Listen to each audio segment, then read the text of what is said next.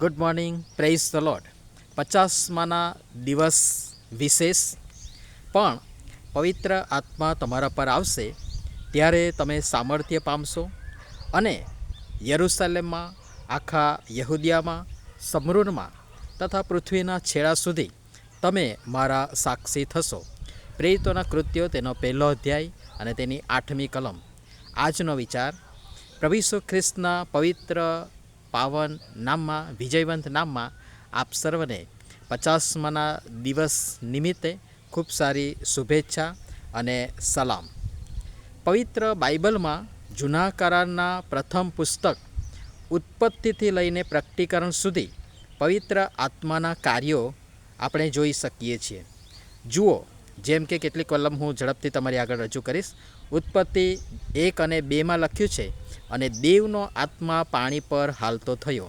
ઉત્પત્તિ 1:26માં લખ્યું છે, અને દેવે કહ્યું કે આપણે પોતાના સ્વરૂપ અને પ્રતિમા પ્રમાણે માણસને બનાવીએ.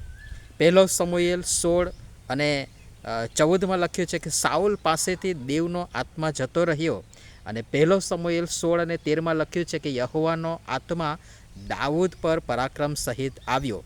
એ જ પ્રમાણે ન્યાયાધીશોનું પુસ્તક તેનો 13મો અધ્યાય ને તેની 26મી કલમ, 14મો અધ્યાય ને તેની 6ઠ્ઠી કલમ, 15મો અધ્યાય ને તેની 14મી કલમમાં સામસૂનને યહોવાનો આત્મા પ્રેરણા કરતો, યહોવાનો આત્મા પરાક્રમ સહિત સામસૂન પર આવતો આપણે જોઈ શકીએ છીએ. હજકેલ પ્રબોધકનું પુસ્તક એનો 37મો અધ્યાય ને 1-10 કલમ બહુ જ પ્રચલિત ને બહુ સુંદર શાસ્ત્ર ભાગ છે. ત્યાં પ્રબોધકને યહોવાના આત્મા બહાર લઈ ગયો, પ્રબોધ થયો, પ્રબોધ કરવા માટે કહેવામાં આવ્યું. ત્યાં ગડગડાટ થયો, ધરતીકંપ થયો, અને એ જે વેરણ છેરણ હાડકાં હતા બધા એક થયા, તેમાં શ્વાસોશ્વાસ આવ્યો, સજીવન થયું, અને એ મોટું સૈન્ય થઈને ઊભું થયું. આપ સર્વ એનાથી પરિચિત છો. અને એની સાથે સાથે જૂના કરારમાં પણ ઘણા બધા વચનો આ રીતના છે, અને નવા કરારમાંથી પણ થોડાક વચનો હું તમારી આગળ મૂકીશ. માથી લખેલી સુવાર્તા તેનો 4થો અધ્યાય ને 1લી કલમ. આત્મા તેને, એટલે કે પ્રભુ શ્રી ખ્રિસ્તને રાનમાં લઈ ગયો. યોહાન 14 અને 16માં લખ્યું છે કે પુત્ર પ્રભુ ઈસુનું બાપને વિનંતી કરી બીજો સંબોધક આપણી મધ્યે સદા રહેવા માટે આપેલ વચન. અને યોહાન 4 અને 24માં દેવ આત્મા છે. યોહાન 16:7-15માં લખવામાં આવ્યું છે કે સંબોધક સત્યનો આત્મા જે સર્વ સત્યમાં દોરે. રોમી 8 અને 13-17માં દત્તક પુત્રપણાનો આત્મા. 8 અને 26-27માં નિર્બળતામાં સહાય કરનાર, યથાયોગ્ય સી પ્રાર્થના કરવી તે શીખવનાર, મધ્યસ્થી કરનાર. રોમી 9 અને 1માં સાક્ષી આપનાર આત્મા. રોમી 15 અને 5માં પાવન કરનાર આત્મા. એફેસીઓનો પત્ર 1 અને 13-14માં તેમાં 4થો અધ્યાય ને તેની 30મી કલમમાં મુદ્રાંકિત કરનાર, વારસાનું ભ્યાનું. એફેસી 2 અને 18-22માં બાપની હજુરમાં લઈ જનાર, ઐક્ય લાવનાર આત્મા. બીજો થેસ્સાલોનિકે તેનો 2 અધ્યાય ને તેની 13મી કલમમાં પવિત્રીકરણ કરનાર આત્મા. પ્રકટીકરણ 22 અને 17માં આત્મા તથા કન્યા બંને કહે છે કે આવ. આમ પવિત્ર આત્માની હાજરી પવિત્ર શાસ્ત્ર બાઇબલમાં પણ પ્રથમથી તે છેલ્લે સુધી જોવા મળે છે. પવિત્ર આત્મા વિના વાલાઓ શિષ્યપણું, ખ્રિસ્તી શિષ્યપણું મર્ત્ય મૃત પાય છે. જીવનદાતા વગર જીવન હોઈ જ ના શકે. સત્યના આત્મા વિના સાચી સમજણ હોઈ જ ન શકે. આત્માના ઐક્ય વિના સંગત શક્ય નથી. પિતા સાથે તેમજ પરસ્પરની આપણી જે વિશ્વાસી ભાઈ બહેનો અન્ય સાથેની જે સંગત છે એની વાત ત્યાં કરવામાં આવી છે. ખ્રિસ્તના જેવા ગુણ લક્ષણો વિના ફળ હોઈ જ શકે નહીં, જે પવિત્ર આત્માથી જ શક્ય છે. આત્માના પરાક્રમ વગર સાક્ષી શક્ય નથી. બાકી એ આત્મા વગરનું જે વ્યક્તિ બોલતા હશે એ ખાલી પરફોર્મન્સ જ હશે, ખાલી સ્પીચ જ હશે, સ્પિરિટલેસ સ્પીચ હશે, સ્પિરિટ કે આત્મા હશે નહીં. અને તેથી પવિત્ર આત્મા વિના મંડળી મૃત છે. સર્જનહાર પરમેશ્વરે માણસનું સર્જન કર્યું, શ્વાસ ફૂંક્યો અને ખ્રિસ્તનું શરીર અને ખ્રિસ્તની કન્યા મંડળી એ પણ જીવંત બને અને પવિત્ર આત્માથી ભરપૂરી થઈને અસરકારક કાર્ય કરે, સાક્ષી અને સુવાર્તા આપે માટે સંબોધક પવિત્ર આત્મા આપણને આપવામાં આવ્યો છે. અને એ રીતે આત્મા ફૂંક્યો અને માટે દરેક સેવા કાર્યને માટે પવિત્ર આત્માનો અભિષેક, તેમનું ભરપૂરીપણું, તેમની દોરવણી એટલી જ જરૂરી છે, તેમના બળ તથા સામર્થ્યમાં. પણ એ ત્યારે શક્ય બને જ્યારે તે મારા તમારામાં ઉતરે. એ માટે જરૂરી છે હું ને તમે આપણે સર્વ શુદ્ધ અને પવિત્ર જીવન જીવીએ. 50માના દિવસે ઈશ્વર દ્વારા લેવાયેલી એ અસાધારણ મુલાકાત એ પ્રથમ ધર્મ જાગૃતિ જ કહી શકાય, જેથી લોકોને પાપની ખાતરી થઈ, પાપનું ભાન થયું. અને તમે બધા જાણો છો કે 3000 લોકોનું હૃદય પરિવર્તન થયું, વિશ્વભરમાં પ્રભાવ પ્રસર્યો અને પરિણામ સ્વરૂપે 3000 લોકો રૂપી પ્રથમ ફસલ ત્યાં પ્રાપ્ત થઈ.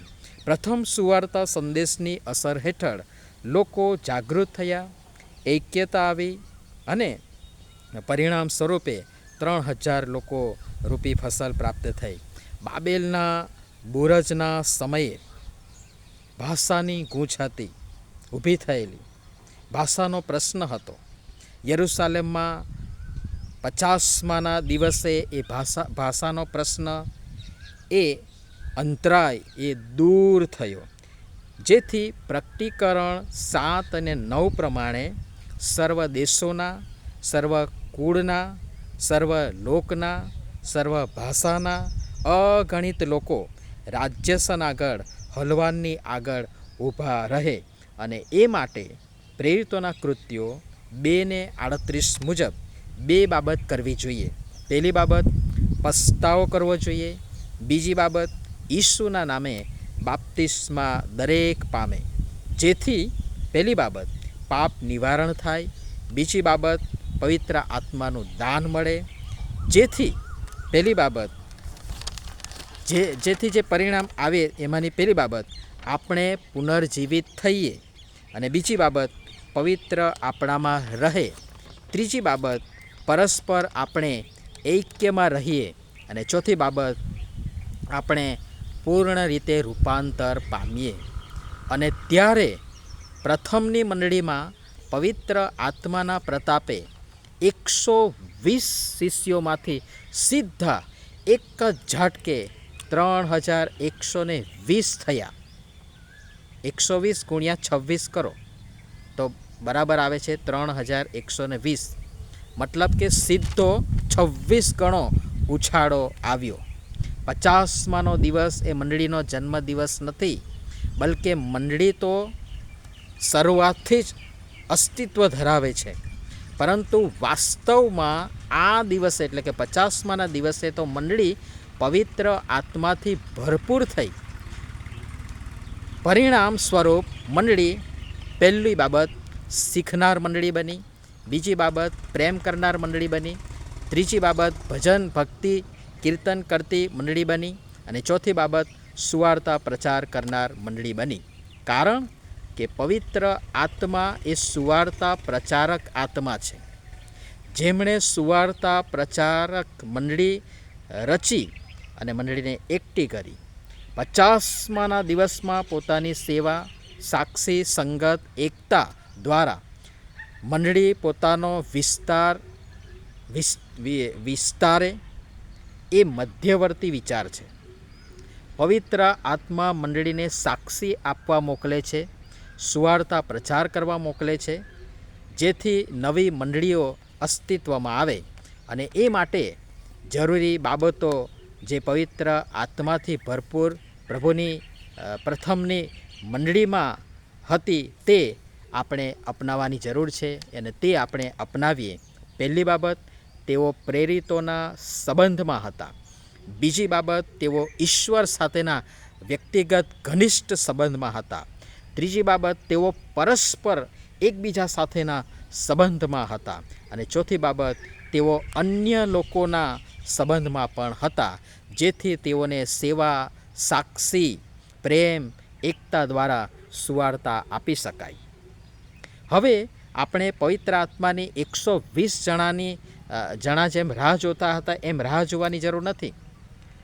તેઓ એટલે કે પવિત્ર આત્મા દેવ આપણી મધ્યે ઓલરેડી હાજર છે જ. સંબોધક તરીકે પ્રભુ પિતા પરમેશ્વરે આપણી મધ્યે રહેવાના માટે સદાન માટે મોકલી જ આપ્યો છે. એ હાજર જ છે. બસ તેમને મહેસૂસ કરીએ, તેમને ઉતરવાની જગા આપીએ. ત્યાં 1-2 દિવસ પૂરતા મહેમાન તરીકે નહીં પણ કાયમનો વસવાટ કરવા દઈએ અને પોતાને તેમની સર્વોપરિતા આગળ નમ્ર કરીએ, જેથી તેનો એ આત્મા કદી હોલવાય નહીં, પણ મુક્તપણે ત્યાંથી એ મારા અને તમારા જીવનનું સંચાલન કરે.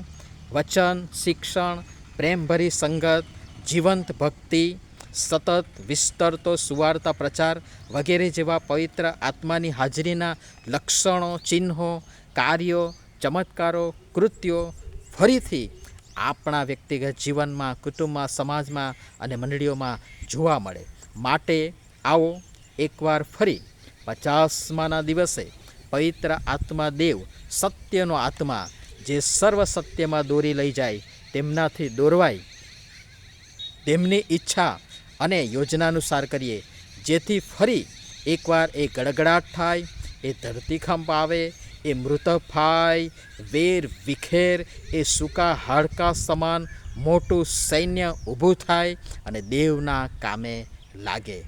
આત્માઓ જીતવાના, આત્માના બચાવવા માટેના અને અંધકારની સત્તામાંથી છોડાવવાના કામમાં લોકો લાગે. ગહન અને માર્મિક છે. અને પ્રભુ પિતા પરમેશ્વર આ બધી બાબતો સમજવાના માટે આપણ સર્વને તેમની કૃપા આપો, સહાય કરો, મદદ કરો. ફરીને એકવાર 50મા દિન નિમિત્તે આપ સર્વને મારા તરફથી, મારા પરિવાર તરફથી ખૂબ ખૂબ શુભેચ્છા તથા સલામ. પ્રભુ આપણ સર્વને આશીષ આપો. આમીન. ધન્યવાદ.